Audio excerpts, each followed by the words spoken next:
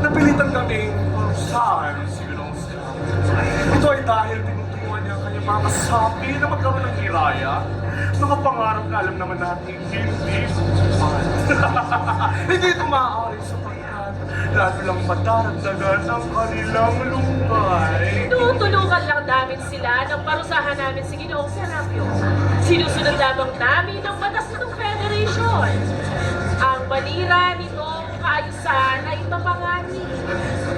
Ang kalaban ng kapayapaan ng isipan. Gusto niya makipakilala ng pagbabagong diwa. Kung gano'n, nais niyang baguhin ang pananaw ng kanyang mga kasamahan. Para sa akin, siya ay isang kaaway.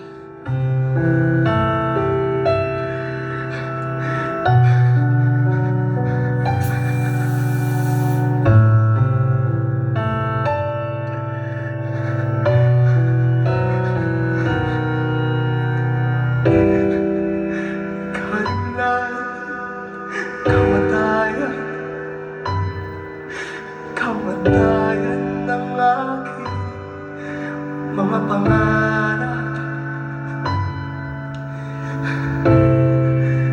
Naghihintay na lamang sa kamay ni kamatayan. Di na makakalimutan. Wala na lakas at diwa. Pumanaw na lahat ng kislap na bituin.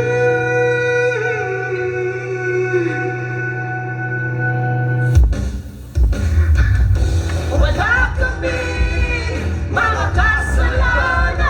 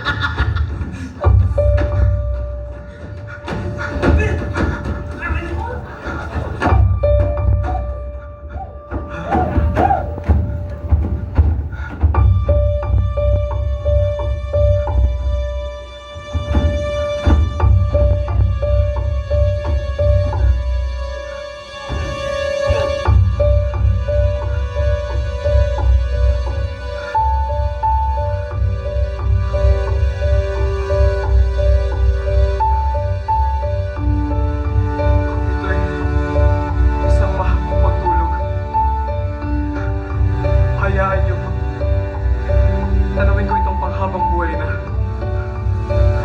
o sa saan man matatapos din ang gabi. Gigising ako at magmumulan sa ngiti ng aking hiraya. Ikaw ang aking araw, alala, hangin na hininga, tulas sa pangamba, nawawal pag-ibig, sa'yo lang nakikita.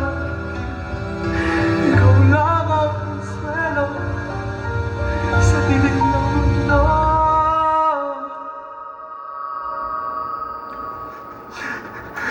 Kayong mga nakakakita pa, kayong mga nandito, hayaan niyo kayo ay aking maging mga mata.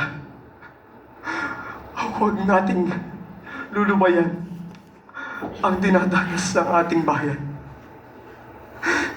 Tayo pa rin ang pag-asa. Tayo pa rin ang pag-asa. Tatanglawan natin silang sa malayo pang dulo. Aabutin natin ang kanilang mga kamay hanggang sa makamit natin